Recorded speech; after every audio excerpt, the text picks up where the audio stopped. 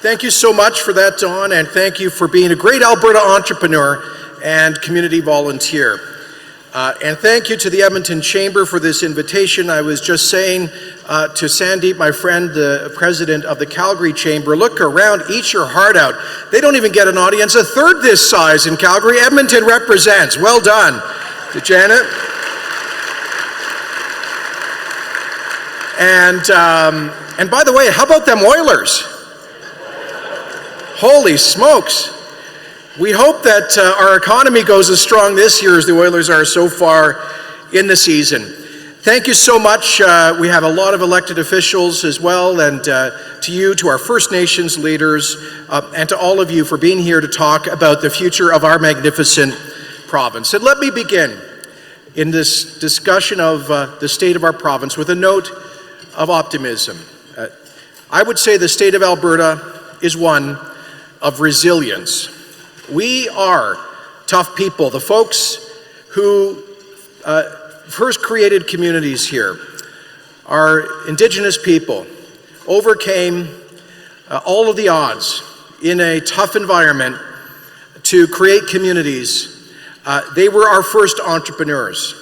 The people who made those canoes that plied the waterways of the Northwest, by the way, sealed by bitumen, who traded between one community and another, showed us the way forward. For those who came in the 18th and 19th centuries, the pioneers, the first farmers, and those who founded communities like Edmonton. The resilience, the spirit of innovation, the drive and work ethic of those people has never really left this province, which has ever since been a magnet for risk takers, hard workers, and entrepreneurs, big dreamers, and people with audacious levels of ambition. And so it's true that we have been through 5 very challenging years of economic decline and stagnation. It's true that many of our fellow Albertans continue to struggle, that too many are out of work, that most have seen their incomes decline, that we have seen near record levels of business bankruptcies, and many have left our province, some of them young people who gave up waiting for work. We know those things are true, and we also know, as I'll be discussing, that we're facing significant challenges on the horizon. But I truly believe that the state of our province is one of resilience. We are and will get through these challenging times by pulling together. We've never been unwilling to take on and overcome a challenge. We are people who overcome adversity. In fact, just yesterday, one of your sponsors, Syncrude, was celebrating their 3 billionth barrel of oil production since 1978.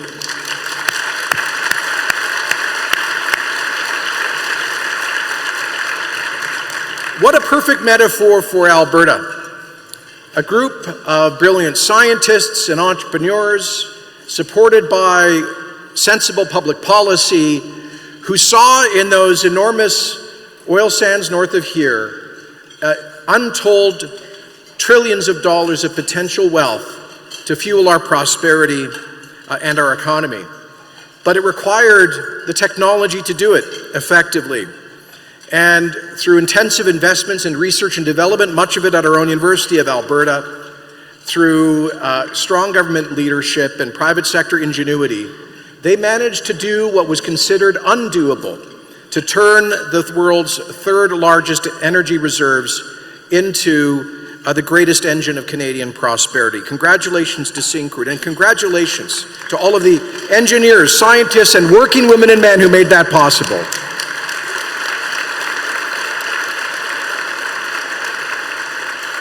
So with that in mind, let me address 2 significant challenges that our province faces today. First of all, challenges that are external to us, beyond that are too often beyond our control. And in particular, a federal government that recently campaigned on an agenda that is, on so many levels, hostile to the vital economic interests of Alberta. And then I will address the real fiscal and economic challenges that we are facing and how we are doing everything we can to renew economic growth, job creation, and investor confidence in this province to pave the path forward. First of all, it was discouraging to hear in the recent election our Prime Minister target this province and its largest industry for criticism, to say that Canada needed a national government that would, quote, stand up to the big oil companies.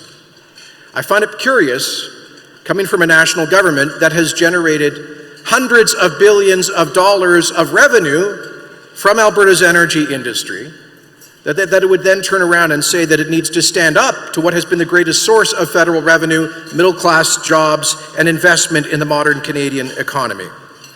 And that is, I think Albertans shared that anxiety.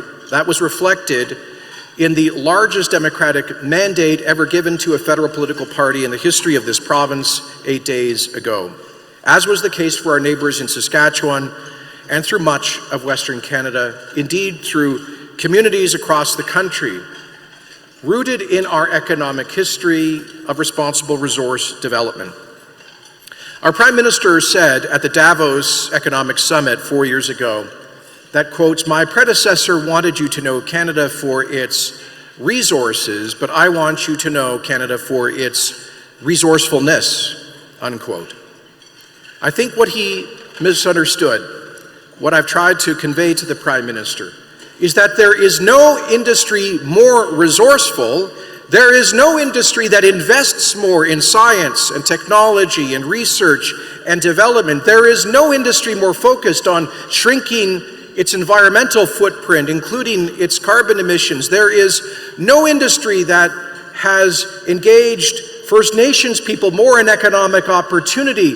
There is no more resourceful industry than our resource industries, including our oil and gas industries in this country.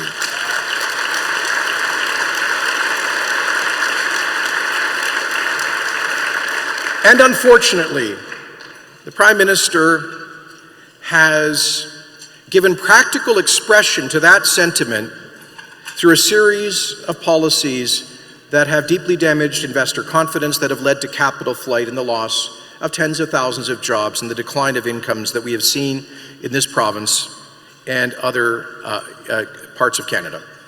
A 6% decline in after-tax disposable income for Albertans since 2014. Bill C-69, the No More Pipelines Law. Bill C-48, the prejudicial attack on Alberta energy exports, the killing of Northern Gateway, the killing of Energy East, the surrender on Keystone XL, the bungling of Trans Mountain, the threat to impose a cap on oil sands development, and so many other injurious policies. Now, it is one thing for us to identify our deep concerns about these, but it's another to have a game plan, to fight back for our vital economic interests, which I believe are also Canada's vital economic interests. We are 12% of Canada's population, and yet in the last 10 years, we have represented 25% of new investment in the Canadian economy. Every year, we as Albertans contribute $20 billion net to the rest of the Federation through equalization and other transfers. Over $200 billion net in the last decade, and over $600 billion fiscal contribution since 1960, by far and away the greatest of any province in Canada. Which means that we Albertans, through the blessing of our resources, but also our ingenuity and work ethic, have been by far the greatest contributors to national prosperity. There is schools and hospitals, roads and social programs from coast to coast that have benefited from what we have done. And underscoring that, the tens of thousands of people who faced poverty, unemployment, or underemployment in other parts of Canada who moved here to enjoy the dignity of work and of opportunity. This is a province that has lifted people up, that has been a great engine of social progress and social mobility. And we should never have a federal government that says it needs to stand up to that industry in this province that has been that great engine of social and economic progress. And that is why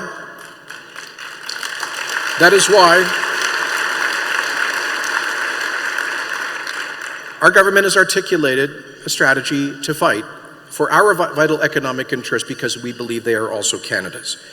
We cannot have a strong Canada without a strong Alberta.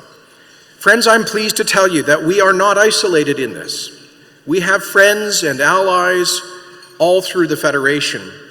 I'm happy to tell you that both at the Western and Northern Premiers Conference that I hosted here in Edmonton last July, and at the Council of the Federation in Saskatoon later that month, that we had ultimately 12 of the 13 provincial and territorial premiers sign on to the concept of national resource and energy corridors, including oil and gas pipelines, including, by the way, even my friend, the NDP Premier of British Columbia, who agreed to the principle of building national energy corridors, including oil and gas pipelines. We only had the Premier of Quebec, who resiled from the word oil, but is welcoming the concept of liquefied natural gas exports that would ship Western Canadian gas out of the Gulf of St. Lawrence.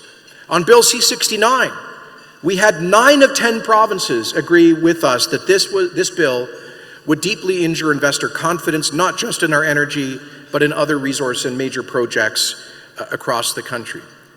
On so many other issues, we have friends and allies across the Federation. And a growing number of allies, of course, amongst our Indigenous people, the vast majority of whom in Western Canada support responsible resource development. And we will be deepening that support through the single largest investment of our government, the $1 billion Indigenous Opportunities Corporation, that will facilitate Indigenous co-ownership of and financial participation in major resource projects. Because the only way we're going to get a pipeline to a coast built is if we can demonstrate that our Indigenous people are full partners, and it's not just an economic question, it is also a moral obligation of our time, of our generation, to ensure that that our First Nations people benefit from the responsible development of the resources that lie below the grounds that their ancestors first inhabited.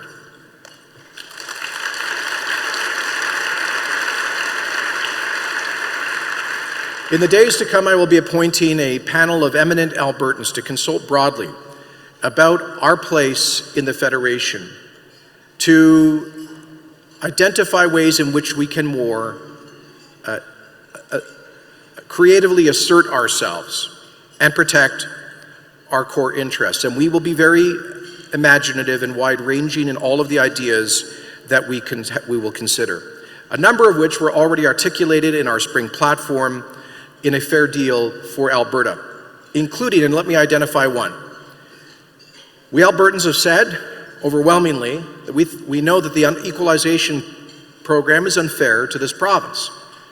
It allows other provinces to get constant increases in equalization transfers, the wealth for which is largely derived from Alberta workers, even if they choose not to develop their own resources. In fact, it creates a perverse incentive for other provinces to lock in their resources and to benefit from transfers from provinces that do develop their resources. That is fundamentally unfair.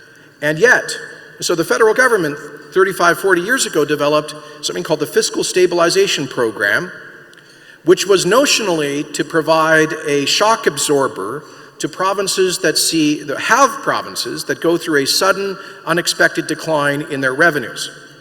Now, under that fiscal stabilization program, given the huge decline in our economy and revenues in recent years, we should be receiving, by rights, over $1.3 billion a year from that program, but instead, we're getting $230 million from the fiscal stabilization program. Think of it as reverse equalization, or a kind of equalization rebate.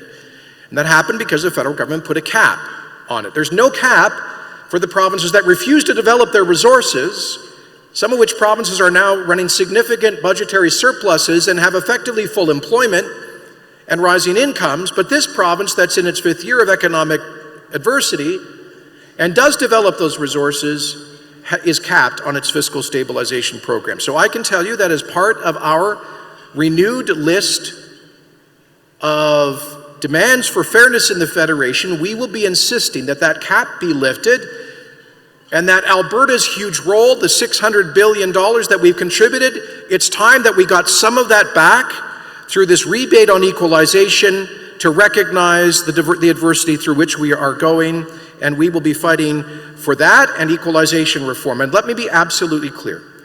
We must, as a province, have points of leverage to secure our vital economic interests. We must learn from our friends.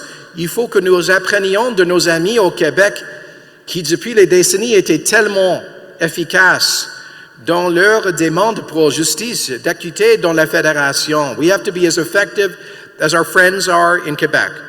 And that is why I will be absolutely clear with the federal government that if we do not get reform of equalization, such as lifting the cap on the fiscal stabilization program, and if we do not get a coastal pipeline like Trans Mountain built, we will give Albertans an opportunity to trigger negotiations on a constitutional amendment to eliminate Section 36 of the Constitution Act, which is the principle of equalization.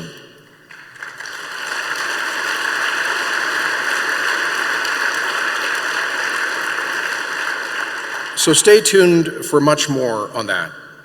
Now, one of the ways that we can also protect our interests is to be more resilient in the areas under our own control. And that is really the theme of the budget that was presented by our Finance Minister Travis Toews last Thursday. It is a plan for economic growth, for job creation, and for a resilient Alberta.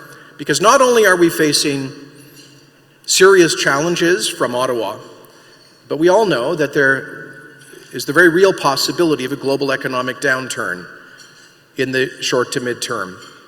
The reverse yield curve, international trade disputes, shrinking demand in key emerging markets all suggest that we may be facing a global recession. And let me be absolutely clear about this.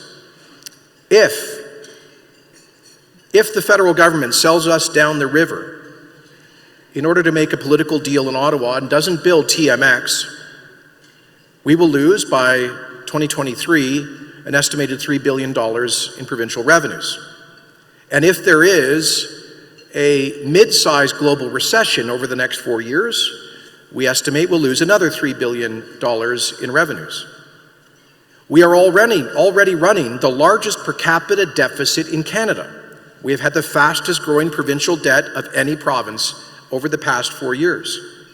We have gone from $13 billion to $63 billion in net debt in the past 4 years, and without urgent action, we are on track for a debt that will click well past $100 billion, which would mean spending $4 billion a year in interest payments to bankers and bondholders, money that would not be invested in schools, hospitals, and social programs. And then we would be borrowing money to pay interest on our debt, unsustainably. And how exposed will we be to policy shocks emanating from Ottawa or economic uncertainty emanating from the global economy if we don't take action now on an $8 billion deficit that in a worst case scenario could double? Then how will we deal with the crisis down the line? That is why I submit it is completely irresponsible to suggest a policy of ignoring the fiscal crisis that this province finds itself in. That is why we kept our commitment to appoint an expert panel led by former NDP Finance Minister Dr. Janice McKinnon and some of the most highly respected Albertans to advise us on the state of the province's finances and a path to balance. What they concluded is what we all know as Albertans, which is that we have a serious spending problem. We spend 20% more per capita than the average amongst large Canadian provinces if we were simply spending at the same per person level as British Columbia, Ontario, and Quebec, which, by the way, we hardly think of as sort of miserly libertarian governments. We would be spending $10.5 billion less than we are. We would have a $4 billion surplus instead of a $7 billion deficit. Spending at the average level. And you see that the McKinnon panel went deeper. They asked, well, are we getting 20% more bang for the buck? And the answer is manifestly no. On healthcare, we spend 20% more than those provinces, but we have, on most key metrics, worse outcomes. We have lower life expectancy, higher infant mortality, and longer surgical wait times. Folks, imagine we didn't even have a deficit. I think even if we had a surplus today, Albertans would be right to say, what the heck is going on? We demand and we expect better. We should be able to provide care with outcomes that are at least as good as other provinces, especially when we have the youngest population in the country and we're spending 20% more. So even without the fiscal crisis that we face, I believe the whole theme of this budget is to reach out to the folks who deliver our public services, to our public servants, to our nurses, doctors, teachers, and others, and challenge them to work with us to identify new and smart ways of delivering public services more efficiently, because surely in the Get Her Done, entrepreneurial Alberta, we can deliver programs at least as efficiently as they do in BC and Ontario. Do you agree? You know, on education, we want to maintain world-class universities and colleges. At the same time, we need to recognize that we spend $10,000 more per post-secondary student than the average amongst other big provinces, with lower enrollment rates and lower post-secondary completion rates. So yes, we will continue to invest. And yes, we'll continue to invest in capital spending. In fact, under this budget, notwithstanding what you might be hearing in some of the commentary, this budget will take us from having the highest level of relative infrastructure spending in Canada to the highest level of relative infrastructure spending in Canada. We will go from having the highest per capita provincial transfers to municipalities before the budget to having the highest per capita provincial transfers to municipalities after the budget. We're taking our total capital spend from $7 billion all the way down to $6 billion. You know, folks, through better cash management and through prioritizing important projects. Overall, this budget reduces provincial program spending by, get this, a whopping 2.8% over 4 years. Let me put that in context. Back in 1993, the government of Alberta reduced spending by 20% over 2 years. We have found 3 pennies on the dollar of savings. Do you think there's a family or a small business in Alberta that hasn't had to find 3 cents on the dollar to save in the past 5 years? How could we possibly ask taxpayers to expect Albertans to have gone through the difficult choices that they have made if their government isn't prepared to do the same thing? Well, we are prepared to do the same thing. And let me be absolutely clear. We have made some challenging decisions, and there will be controversy that emanates from some of these decisions. But we are absolutely determined to get our finances back on track so that we are resilient as a province and we can cope with whatever Ottawa or the rest of the world sends our way in the years to come. And then, by the way, we get to save money from interest payments, and that then in the future can be reinvested. But none of this will happen or work unless we get our economy rolling again. And that is why at the heart of the fiscal plan is the economic growth strategy, beginning with the job creation tax cut, which will give us by 2021 by far the lowest taxes on new business investment on businesses in Canada. In fact, the next highest, Ontario, will be 45% higher than us, and our combined federal provincial tax rate will be lower than it is in 44 of the 50 United States. That's the message I'm looking forward to taking to Texas later this month to explain to because they've been drawing Canadian and Alberta businesses down there, moving jobs and capital and equipment with them.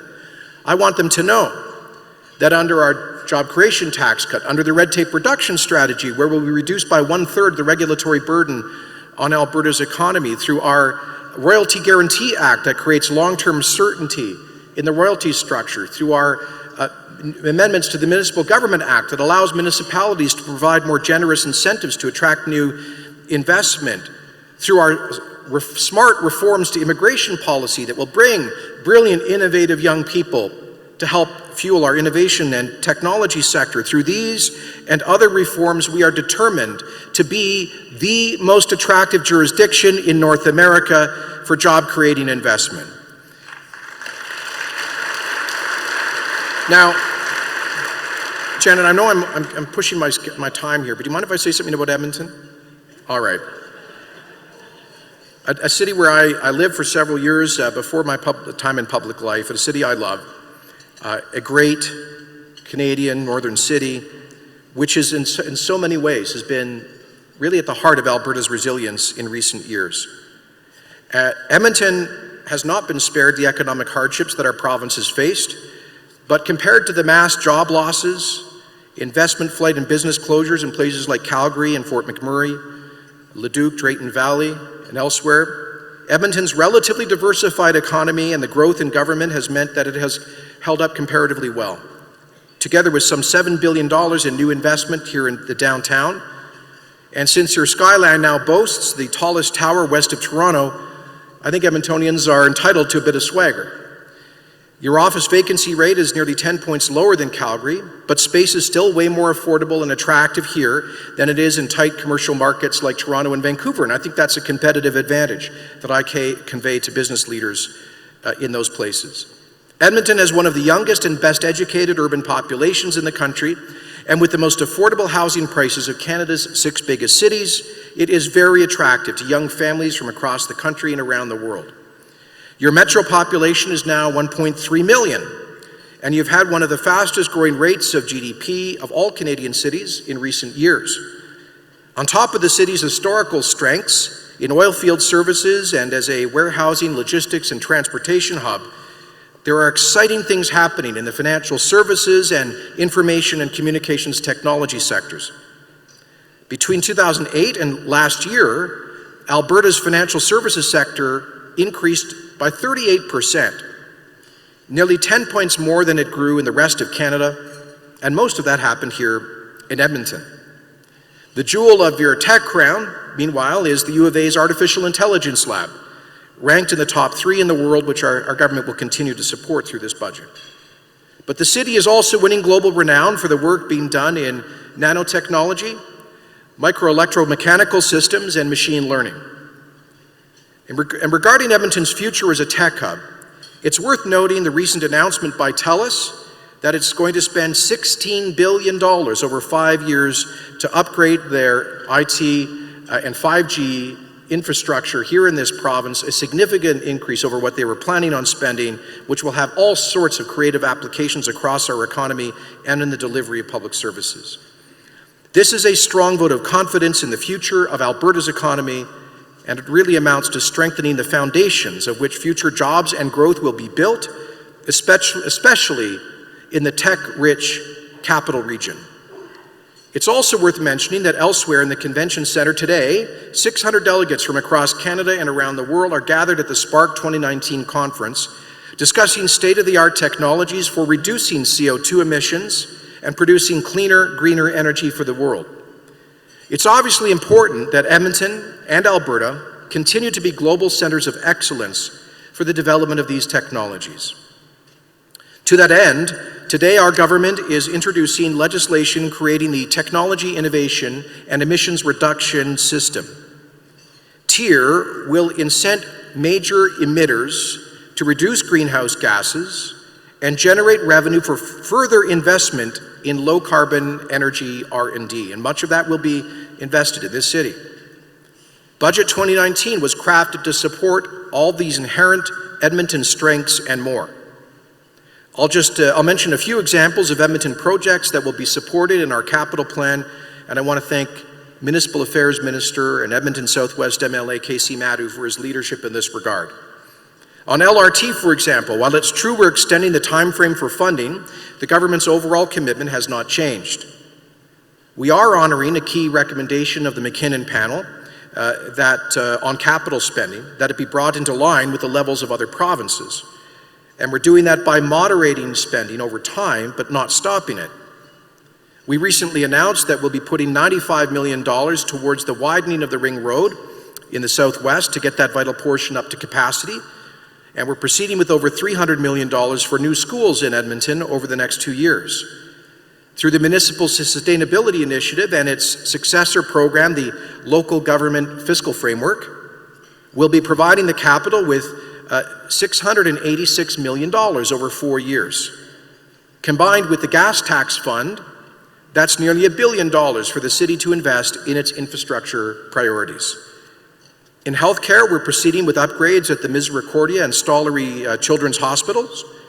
And the proposed new Southside Hospital, it is being delayed by 3 years, but it is still very much in the capital plan with the needs, based on the needs assessment made by Alberta Health and AHS. But we're going ahead immediately with construction of the Norwood Long-Term Care Facility, providing more than $200 million over the next 3 years.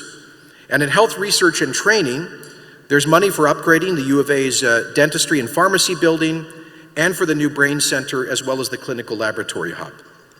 Capital funding is provided to support the capital's great cultural institutions, including the Winspear Centre, the Royal Alberta Museum, the TELUS World of Science, and the Jubilee Auditorium. And the budget delivers on our platform promise to move ahead on the proposed new Big Island Provincial Park in the southwest of Edmonton's magnificent North Saskatchewan River Valley, together with an $8 million capital commitment to help the Hope Mission build a new emergency shelter here in downtown Edmonton. And on top of all of that, I can tell you that we are working with major global investors on what could be some transformational investments in this region, including the possibility of over $20 billion in new capital expenditures on petrochemical projects in the industrial heartland part of this region. And Janet wants to applaud that. And I can tell you, we are in discussions with a major global company that is giving very serious consideration to locating North America's first major biosimilar pharmaceutical manufacturing facility in this city that could become the hub for a major multi-billion-dollar industry employing thousands of people in good-paying jobs. So, friends, I want you to know that this is a government that wants to govern for all Albertans. We acknowledge that Edmonton's economy is more dependent on government spending than other parts of the province. But this is also why we have been very precise, careful, and prudent in our fiscal planning. There will be some reductions in the overall size of the public service because we simply cannot get to balance without that happening, but almost all of that will occur through attrition in the most thoughtful way possible. And once again, I want to reiterate our hope to reach out to our public sector workers and unions to find a way forward, to dig deep on that great Alberta spirit of enterprise and innovation. Friends, government is about choosing.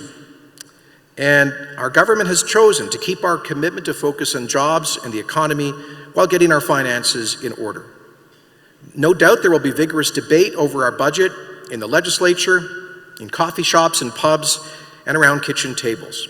And that's a good thing. It's what democracy is all about. But at the end of the day, I hope and believe that Albertans will see that the budget speaks to our province's future with great optimism.